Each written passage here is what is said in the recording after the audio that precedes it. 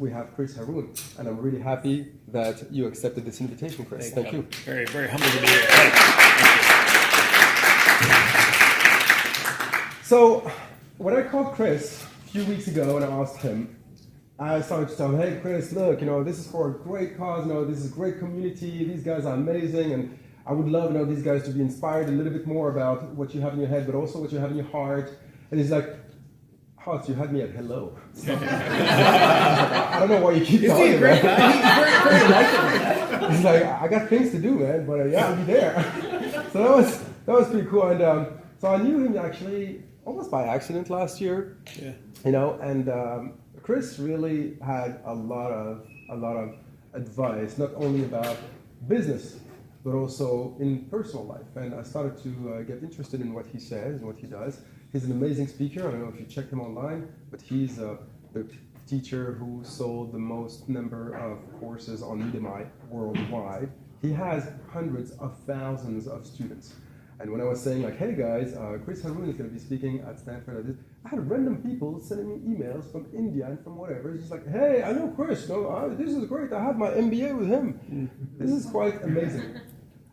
So thank you so much for being here, Chris. Thank you. Yeah, that's really great. So listen, I'm just going to dig straight ahead with a little bit of a personal story about you. And there's something that you don't know about Chris, but he actually goes back and forth, still now, to jail. Yeah, I don't know. I mean, could you please tell us a little more about that? What's up with that, man? Yeah. Do you want to share with us? Yeah. So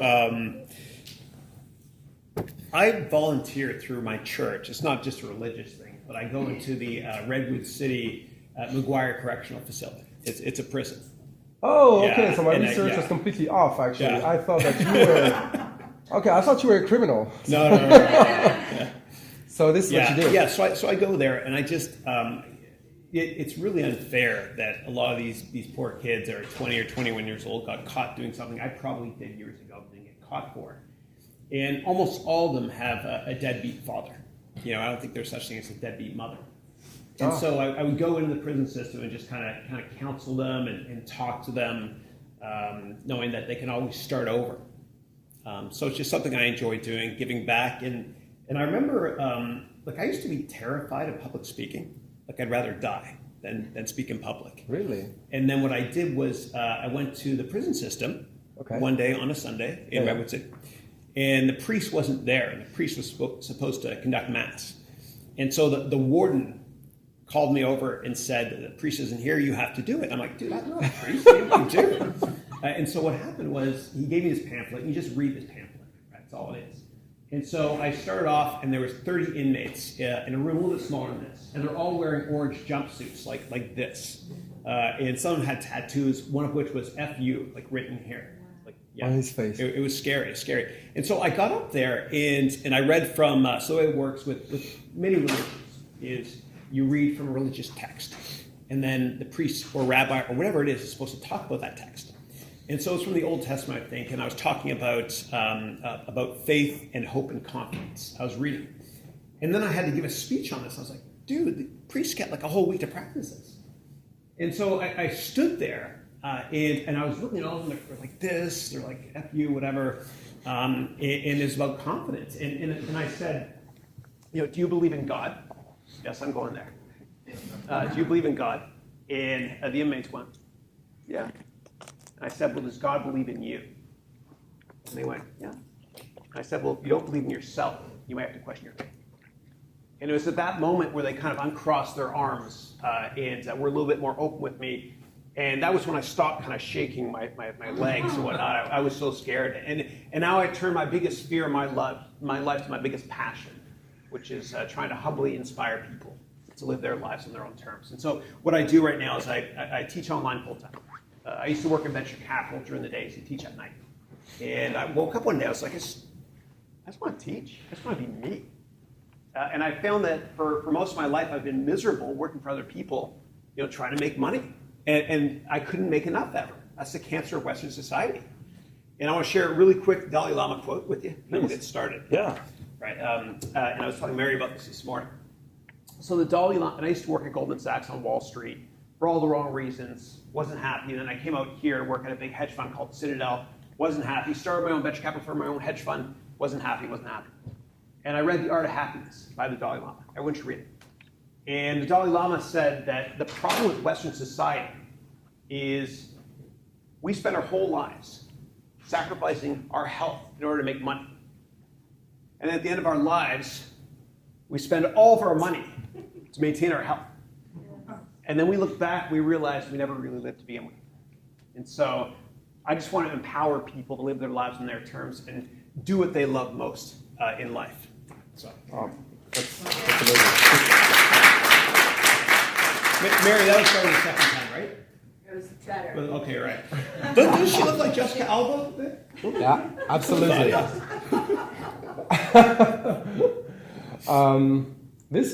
Thank you for sharing this. This is great. And I know that you basically putting your money where your mouth is, because in a few of your videos advertising your courses, I think I might have seen your child or your children getting in the advertisement. The youngest one, yeah. And you can see this connection, within the advertisements, within the ad, that you actually say, hey, I'm going to work, but I'm going to spend good time with my best pal, my child. Yeah. That's really... Yeah, it's fun. I don't travel. I want to be that dad that's there every night for my kids. Yeah. That's really amazing. There's one other personal fact I want to share with you before we dig into the later stage investments. You are originally Egyptians, but you lived in Canada, so you're Canadian too, and now you live in the States, but you spend a lot of time in Cuba. You lived in Cuba. You went to university in Cuba. Yeah. So my father immigrated from Egypt to Canada during the 67 war. Okay. And the story is he bribed a doctor, right, to fail his eye physical for $20, right? Because that war was crazy, whatever. He left. He came to Canada, and he's very successful. He's my hero. I love him to death. I learned everything about business from him. And then I went to undergraduate school in Montreal, and then I went on exchange in Cuba. And how was that time? It was fun. Yeah? I mean, it was Fidel Castro, Cuba at the time, right? But it was amazing. It was amazing, and it felt like America in 1960. Because all the cars are kept in perfect condition. It was great. And the interesting thing was, it was around the time of the Rodney King incident. And I got to know my fellow classmates really well. And one night we had a few too many of the Cuba Libras. Cuba Libre, yeah. And I was telling them about the Rodney King incident. They're like, we know all about that. And I was like, how do you know about that? Right? It's terrible. How do you know about this in Cuba? You don't have TV and everything. And I went over to their houses. And we went up actually to an apartment. And we went up on the roof. And what happened was they pointed at the International Hotel. And on top of all the roofs, they had these little satellite dishes made out of pots and pans. Okay. And they were getting the CNN feed from there. And so that's how they... From Florida, yeah? Yeah, no, directly from the International Hotel on their television. Anyway, it was interesting. I loved it to death. Great country. So cool. If anybody here has not visited Cuba yet, you got to go. It's incredible. Love it. Yeah, full of culture. Well, thank you again for sharing this. All right, nitty-gritty. All right, sorry about this. You probably hear about that all the time, but since you work so much in venture capital, here's my first question. Sure. How should you think about valuating a company in Series B? Yeah. How would you approach that? So early stage is really, really tough because whatever the entrepreneur tells the investor usually discount what they tell them by 50% anyway, right? Because these entrepreneurs tend to really overestimate what they can accomplish in a year, and they massively underestimate what they can accomplish in a decade, right? And so we usually discount it by at least 50% your early stage. In terms of valuing the company, I look at a couple different things. Early stage, I start off with the size of the total addressable market globally, and then we find out what percent of that market the entrepreneur thinks they'll get longer term. And a lot of times that market doesn't exist. And so, for example, with Google was founded in 98. Okay. The search market wasn't big. Yeah. But what investors did at the time was they value Google based on the markets they're going to disrupt, right? Like the outdoor bulletin board market, radio advertising, television, that sort of thing. So we look at the total addressable market. Later stage is a little bit different. I'm happy to go there as well from a valuation perspective if you want me to. Yeah, please do. Yeah. So when you're looking later stage and you're valuing companies, you have to be cognizant of the fact that investment bankers are going to value your company a certain way. and try to market that company to Wall Street through the IPO. And so what happens is you want to value companies based on 3 different methodologies, usually. Because one of the 3 methodologies is going to be way, way, way, way off. You don't know which one. And you want to minimize the margin of error by taking the average target price in all 3 methodologies. I see. And those methodologies are as follows. The first one I like to look at, especially for tech companies, is price to revenue. Because a lot of companies that are private, they're not profitable yet. And investors don't want them to be profitable until a couple years after IPO on a pro forma basis. Happy to go there if you want me to. And so we look at price to revenue. And we compare that to companies in the sector. So let's say a cloud computing company is going public, and it's growing the same speed as, say, Salesforce.com, Workday, ServiceNow, and other cloud companies. Right. And those 3 aforementioned companies that are publicly traded, trade at, let's just say, 10 times revenue. Then we're probably going to assign a commensurate multiple to the startup on a price to revenue basis. Okay. Maybe a little bit lower because it's more risky. That's one way, price to revenue. Yeah. Okay. The next way is price to earnings. And basically, the rule of thumb is this, and I used to work at Goldman Sachs, I worked on Wall Street, worked in the hedge fund industry too. When we valued companies, the way that Wall Street values companies, usually, is longer term on price to earnings. And so if the S&P 500 trades at a price to earnings multiple of 15 times historically, which is about the average, and the average rate of growth for those companies is 15% earnings-wise, then that's a PEG ratio of 1, meaning the price to earnings ratio of 15, divided by the growth rate of 15%. Okay, that's the rule of thumb. So when we value companies that are private, we look at price earnings in 5 or 10 years. Okay, and then we look at the growth between, say, year 4 and 5, or 9 and 10, and we assign the appropriate multiple. Then I'll give you an example. Let's say that in year 4, the company is growing at 20%. Then whatever earnings are in year 4 or 5, we'll assign a 20 times multiple to that company in 4 or 5 years. And you can discount it back if you want to. The last way, the third way, is one way I really don't like. But a lot of investors use it, mutual funds especially. And that's discounted cash flow.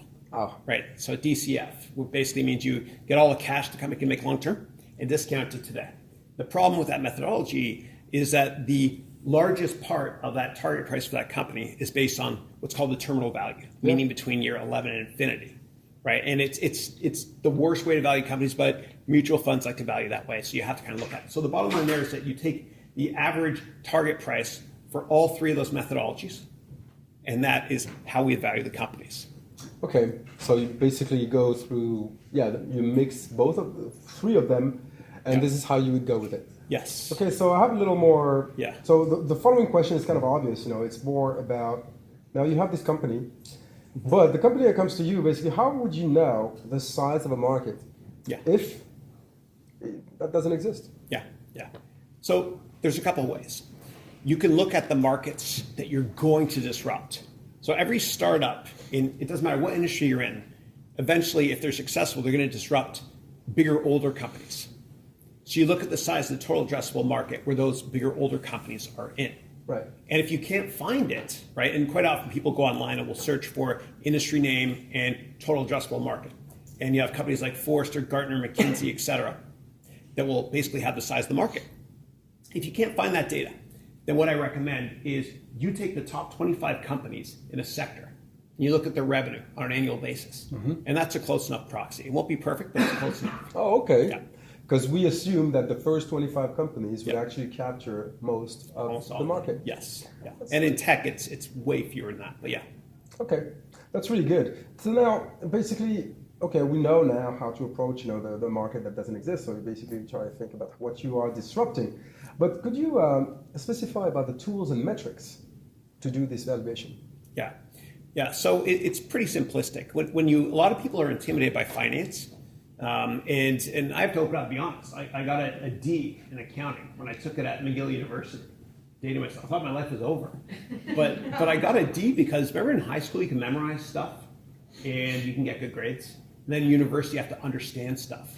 Otherwise you don't get. I tried to memorize accounting, it didn't work. And so I took it again, and I got higher than a D. It still was not that much better. But I understood it, and I got to a point where I learned to read financial statements like a good book, right? I know that sounds really nerdy, but I enjoy modeling. And so when you forecast what your company's going to be worth in the future, it's really simple. It all comes down to one thing. Forecast revenue, right, the top line, top of the income statement. Forecast revenue, and every other expense item, for the most part, is going to be 8% of revenue. That's it. That's how it works.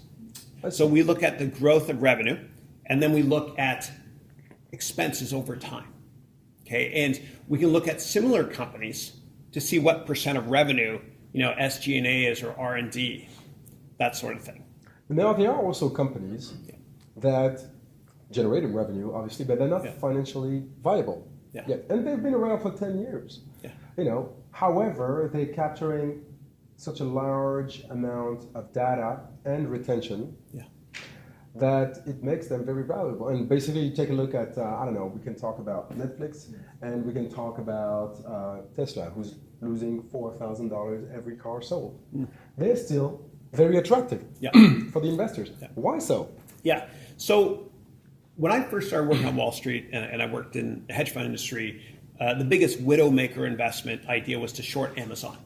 Right? Oh. Everybody made that mistake because they would say, hey, it's expensive, therefore the stock should go down. It doesn't matter. Valuation on tech companies does not matter today, ever.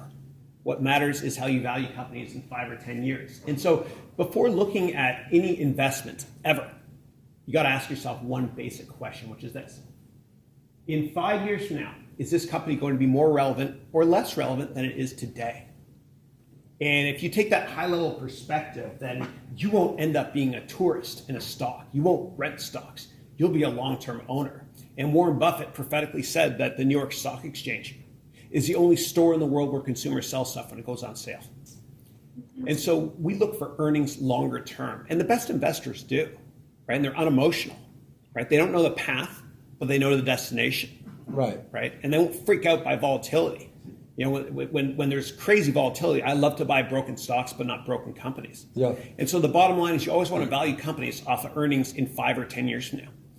Last thing I'll say about that, you mentioned Netflix. I've invested in Netflix for years and years and years. And I remember when I invested it back in 08 and 09, people would say, Chris, you're crazy. It's over 100 times earnings. And they said the same thing to me, and I've made mistakes too. They said the same thing to me about LinkedIn and Amazon. And I said, no, dude, it's not 100 times earnings. It's 4 times earnings. It's 4 times my earnings estimate in 5 years. And between year 4 and 5, earnings are going to grow, say, 30%. So that company should be based on 30 times my earnings estimate in 5 years, not 4 times. And that way, you won't get fooled by randomness and be tempted to sell when there's a little bit of volatility in the market. Because we talked about that a little bit yesterday, and I was a little more critical about venture, about VCs, and I was saying like, hey, sometimes it looks like those guys are just shooting in the dark, and whoever shoots right and gets lucky just turns out to be a genius in the valley, and whoever doesn't shoot right, well, too bad for you. And I was using basically the analogy saying like every big corporation that we have around, for instance, you don't see a lot of VCs who invested in many of them. So it means that basically, you invested on Google, but you could have completely, you could have missed your shot, really. Yeah.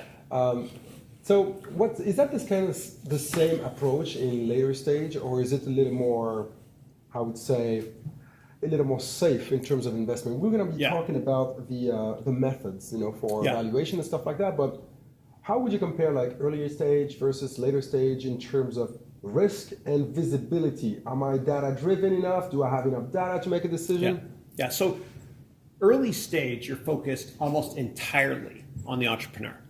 Because we know that the end market is going to change materially for them. And as I mentioned this morning in the panel, I want to be excited by the entrepreneur. I see that entrepreneur always as a salesperson. Do I get excited about their product? And if their end market changes, will I still be excited about their product? Like Anna from, I think it was called Maker, the coffee company. Yeah. Right? Like she was, oh my God, she killed it. I don't agree with the business model, but I love the way she presented. Okay. That's the type of entrepreneur I'd love to back. Now, when you look at later stage, of course, you have metrics to look at, right? They have revenue, right? They might have earnings. I hope they don't if it's a tech company because I want them to focus on growing the top line. But we can focus on those metrics. Could you stop on that? Could you elaborate a little more on that? You hope they don't have Yeah, I don't want them to be profitable. Yeah. So I invest in tech companies. And I'm always looking 5-10 years out post-IPO in terms of value of the company. Now, Amazon, if they wanted to, Amazon could be trading today at 5 times earnings if they wanted to. If Jeff Bezos fired all the salespeople, shut down R&D completely. But I don't want to be there. I don't want to be there. I want them to invest in growth. And Amazon, just a little side note, is the most important software company that's ever been founded in history because of Amazon Web Services. Yeah, absolutely. I want them to focus on growing that company as much as possible, right? I don't want earnings today. I want growth today. Because eventually what happens is all growth companies become value investments. Yeah. It happens eventually. And I can talk about that transition if you want to. It might be a little bit outside of the scope of this conversation. That's very, very interesting. So company shows up, they are in Series C. Like this morning, I don't know if we have the person who was asking for $35 million this morning. Yeah. Yeah. How would you approach that? You know, someone who comes to you with 2 slides and asks you, for $35 million. Yeah. Yeah. So I remember my comment to Aaron was, whenever you're presenting, you got to first of all talk about the management team and then show the product, like right away. Her management team and her advisors are off the charts. She had some of the earlier employees from Google working with her. Her advisors are amazing. And so if she wants to raise money for a $35 million Series B or whatever it is, what's going to happen is the venture capitalists are going to focus mainly on the quality of the management team. Right? So ideas are commodities, but execution is not. And later stage, it's interesting because what happens is venture capitalists usually hand their company to invest with bankers to go public once growth is still positive but slowing. You'll notice that. Growth accelerates when VCs invest money, and the second growth is decelerating, but still positive, of course. Then the investment bankers take it and take it public. That's how you know when to take your company public.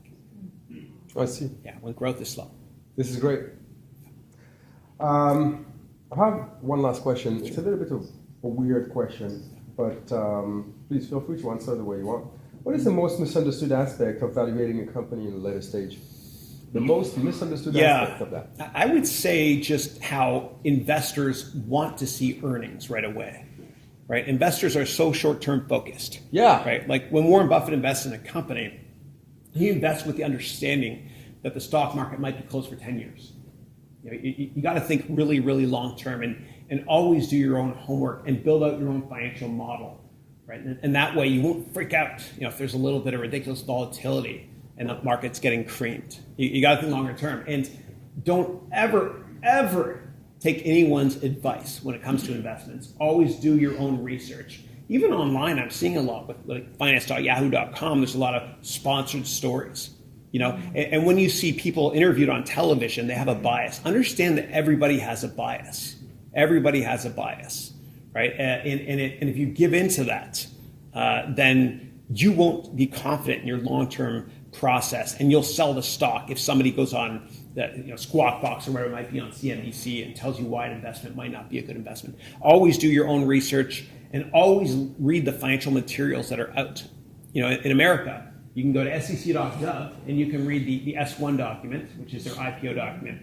You can read the annual report, which is the 10K. The 10Q is the quarterlies. You got to read that stuff because in this country, it's good and bad. There's too many lawyers. But every single risk is disclosed in these financial documents. Always do your own research. Never rely on anybody else. Well, that's a pretty good advice, that's for sure. Now, we talked about it a little bit yesterday, and you're like just right now, you are basically telling me that, well, you should make your own research, and basically investors are very short-term focused, right? Do you think big companies at a later stage, obviously, will ever see light if we have an ecosystem of investors that is so short-term focused? Yeah. For instance, we're talking about education, we're talking about medicine, climate change. Mm-hmm. These are not small problems that can be fixed in 3 years. You're asking for a return on investment in 3 years. What are we talking about? So basically what I see mostly is a lot of investment being thrown at scooters and food delivery and cool, cute, but that's not going to solve the problem. Yeah. Do you think we need another model in terms of later stage to actually tackle the world's biggest problems? Yeah, so it all comes down to the entrepreneur, right? Like Wall Street has bet on Elon Musk. People are so long-term focused with him. Same thing with Jeff Bezos. Same thing with Steve Jobs, God bless, until he passed away. Now, when a founder that is incredibly passionate leaves a company, don't ever invest, because in 99.9% of the time, that company goes into secular decline, and turnarounds do not work in tech. Once a company starts becoming a little bit less relevant, it's done, unless the founder comes back. And so what happens is this, and it's really unfortunate, but founders, they march to the beat of their own drums, right? They don't care what other people think about them. They're not insecure, never have been. They do what they want to do to grow their company longer term. Jeff Bezos doesn't even get on the Amazon earnings call. He doesn't care, right? Bill Gates didn't care what Wall Street said. He ran his company, Microsoft, the way he wanted to. Steve Jobs too, he had he's been very and it's so sad because the second that a founder leaves a company, innovation dies. So you look at Apple, since Steve Jobs passed away, they haven't done anything innovative. Right? They made a smaller iPad, a bigger iPad, a bigger iPhone, a watch that is not doing well. We know that because they're not telling us how many are selling. They've made a television product, which is it's only okay. They haven't done anything innovative. Actually, they did the iPhone 8 and 9 and slowed down every other iPhone prior. So they ask you, hey, do you want to do the download of? But they're not going to take risks. I'll tell you why. It's really interesting. So if you're an entrepreneur, and you mind if I stand up? Absolutely, go ahead. So if you're an entrepreneur and you start a company, you don't care about corporate politics, right? You got into the business of changing the world. Now, if you're an executive at a big company and the founder is no longer there, all you're focused on doing is climbing the corporate ladder. That's all you're focused on. And if you step out of line to try to innovate and you mess up, you're done. You no longer climb that ladder. If you're right, you're probably not going to get compensated for it anyway, because that would disrupt the entire salary structure of that company. So the moral hazard is just go to a startup, start your own company. Right? And so I've had friends that have worked at Hewlett-Packard, for example. I'm just picking on HP because it's a big company. We're here yesterday, so we can trash talk them now. Okay, great. Here we go. Right, so I had a friend that worked at HP for like 20 years. And he said, Chris, I want to leave. Can you help me with my resume? And I was like, of course I can, buddy. I'm there for you. And so I said, well, what have you learned in the past 20 years? He said, Chris, I've learned one thing that's not a portable skill. I said, what's that? He goes, I've learned how to navigate HP politics. Okay. And so once the founders leave, there's no innovation. And interestingly enough, for years, in the Carly years and a little bit later on at HP, their motto was invent, right? And they really haven't innovated at all, right? And so don't ever invest in a tech company, public or private, where all the founders are gone, because it's going to be going into secular decline eventually, and corporate politics will take over. That's definitely valuable advice. Thank you so much for that. We're going to open it to the audience. Whoever has questions. Look at this enthusiasm over there. Wow. I have two questions. Sure. But one is just to follow on to that, because a lot of the bigger companies are creating entrepreneurial centers or entrepreneurial centers within the company. Yeah. Like a Lab 126 Yeah. at Amazon. And the feedback is that's not working either, because it doesn't get propagated across the company. It's too isolated. Yeah. So do you have any different recommendations about how, if you want to be an organization that innovates, what else do you do besides having a founder that stays? Yeah, it's got to be part of the DNA subfabric of the corporate culture, right? Taking on risk. Kind of like with my children, when they take risks and they fail, I congratulate them, right? It's a cultural thing, right? And it's also a West Coast thing here too. In the Bay Area, for example, it is cool to take risks. It's cool to fail. It's okay. On the East Coast, and I am from the East Coast, but if you take a risk and you fail, it's shameful. And if you're successful later in life, okay, that's fine, that's good. But there's some countries, and I won't name them, but there's some countries where if you take a risk and you fail, and then later in life you're successful, all people remember is the failure. And so a lot of it is just cultural based. And when it comes to, let me just a little side note there on Amazon, you might find this interesting. So Amazon and Microsoft are from the great state of Washington. Yeah. And, okay, awesome. Now, do you ever wonder why there's not many startups coming out of Microsoft and Amazon? The reason is this. It's not as much cultural. That's part of it there. A little bit different. The reason is because the state of California is the only state in the United States where non-compete contracts are not enforced. So you could leave Cisco, go to Juniper, and come back the next day. What happens in actually with Amazon, it's fascinating, is they hire a lot of people from Microsoft and vice versa. But what happens is this. They hire engineers that go in the finance department, stay there for a year, and then they go back to engineering. Yes. Right? It's a little loophole. But there's not as much innovation. It's fascinating. That is absolutely right. Yeah. Can I do one? I'm Sure. sorry. I'm going to just get through this. I'm curious about, again, I was so inspired by your opening and what you're doing with your choices right now.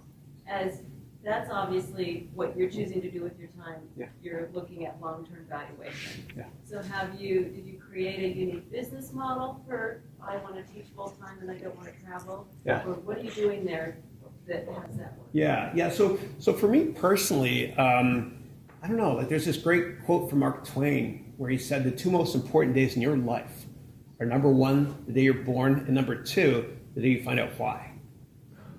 And I just wanted to live my life on my terms. And I think when people chase money, they lose their dreams and their money. But I think if they chase their dreams and they're cool with failure, please fail a lot, everybody.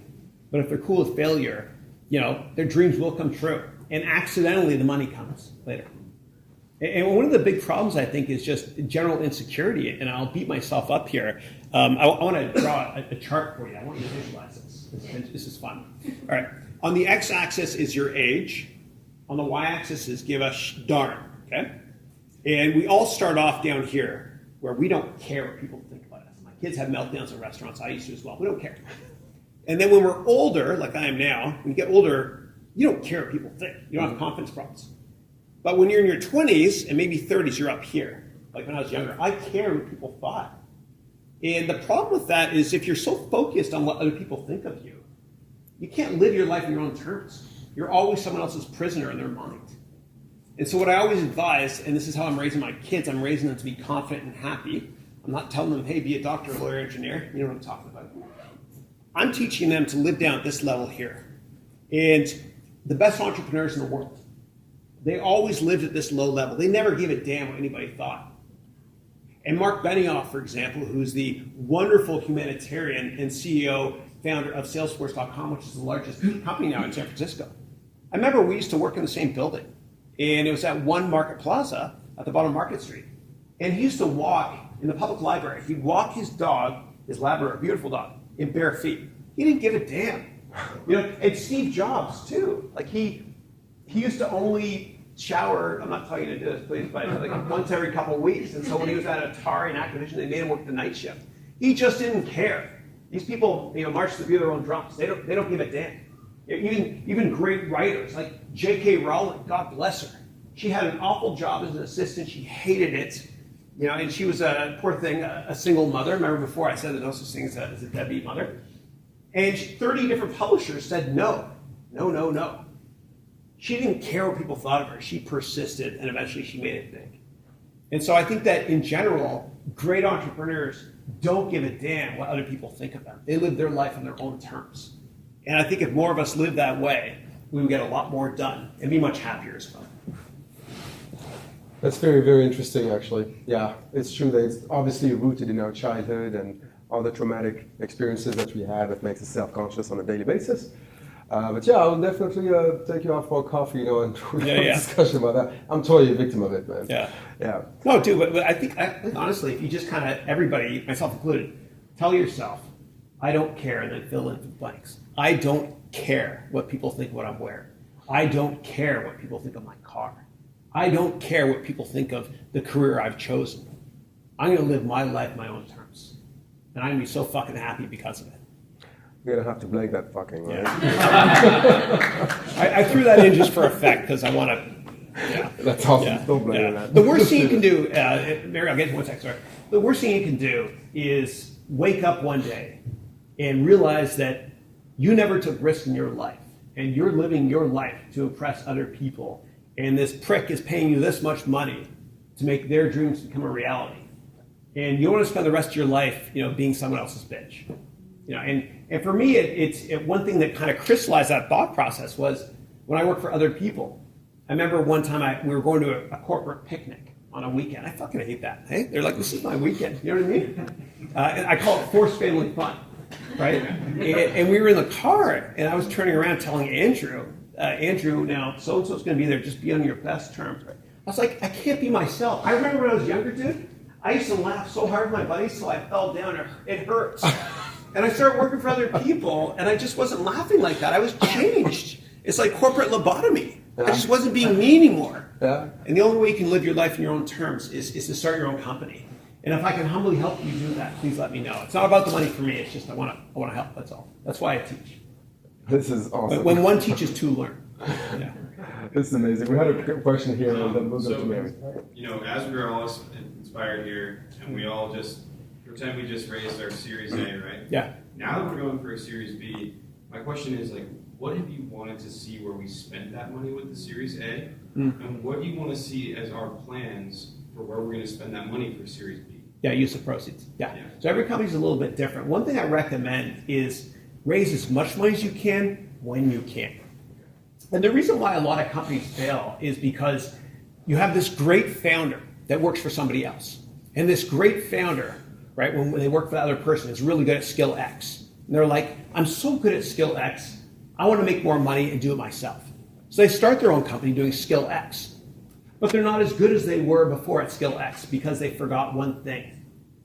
They forgot how much time it would take to raise money and how much of a time suck that is. Yeah. And so you always want to raise as much money as you can when you can. And I don't recommend using venture capital firms that often because the sales cycle is really, really long. It's not hard to get meetings with VC firms. The problem is a lot of the junior employees at these firms, they have to take a lot of meetings. You become a checkbox. If you talk to high net worth investors that have something in common with you, maybe they're from the same hometown, maybe they like your background because you reminded them of themselves years ago, that sales cycle is very short. They're investing in the personality, the person, and not so much the underlying business model. In terms of what I like to see for use of proceeds longer term, all depends on the stage.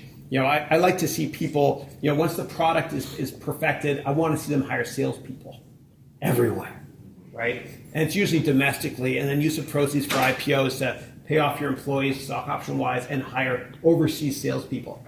So later stages usually salespeople, earlier stages usually engineers. It's very smart. Mary. Oh, sorry. Yeah, I guess a quick question for you, kind of around that founder leading a company philosophy. I find with a lot of venture capital funds, there's the tendency to push out the management team and replace them with a new management team for different sizes of growth. What do you think about that? Yeah, so I think it's okay if an entrepreneur very politely realizes that, hey, I should stick to being CTO. I'm good at tech stuff. As long as that entrepreneur is still there, right? If the founder's gone, then like the board has no idea how to run that company. Like the way I see a board of directors, their job is to facilitate, the entrepreneur. My goal of being on a board is I'm competitive. I want to get the first call from the CEO when they need help. I'm a prosthetic extension of their business model. I'm there to help introduce them to potential customers, that sort of thing. I always get really worried when a board, is too short-term focused and they get rid of the founder entirely. It's cool to push that founder aside very politely, let it be their idea, sort of, to become CTO instead of CEO. But once they leave, it's over. It's over. And I don't believe that turnarounds work in tech unless that founder comes back. Usha? I have a question around, thank you so much. You're so inspiring. Thank you. Hopefully some of this teaching is in the online course. Thanks. And I loved your eight slide idea this morning, by the way. That's brilliant. Less is more. I agree with you.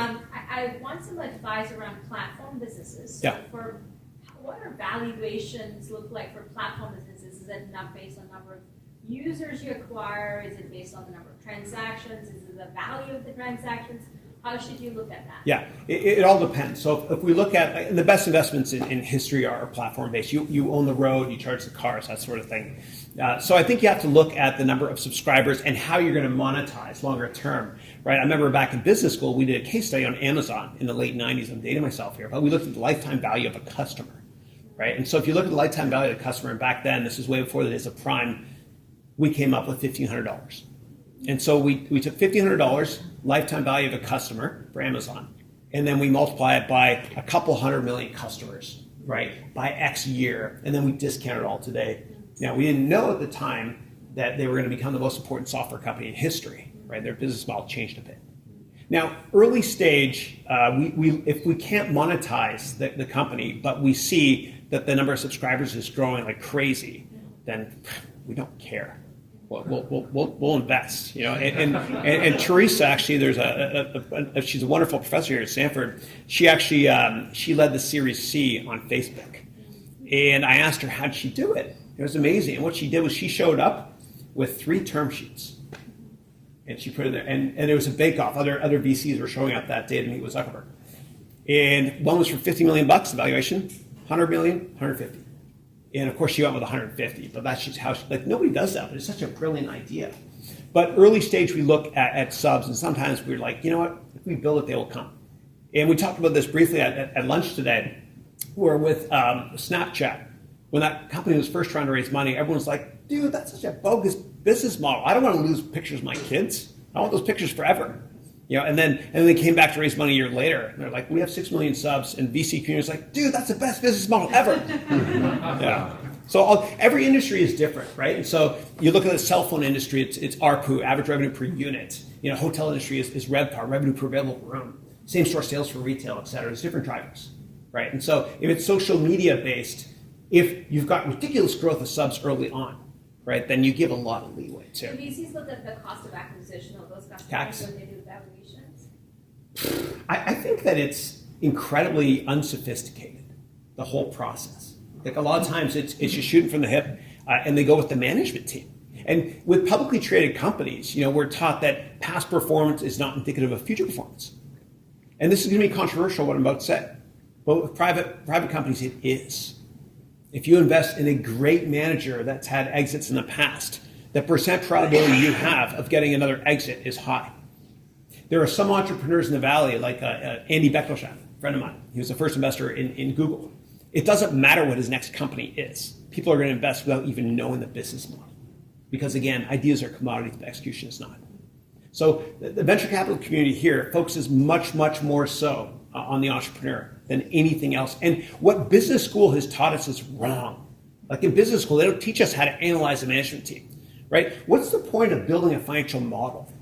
What's the point if we're not comfortable with the management team? What's the point of doing any due diligence on a company if we don't like the CEO? This is very interesting. Yep. we have time. Sorry. Got to do that again. We have time for one more question. Yeah, sure, please. So I have a quick question. There's a bootstrap, there's a founder, entrepreneurs out there busy running his shop. Yeah. You got to go for Series A, but it seems like you got to do a lot of socializing Yeah. if you're trying to sell yourself. Yeah.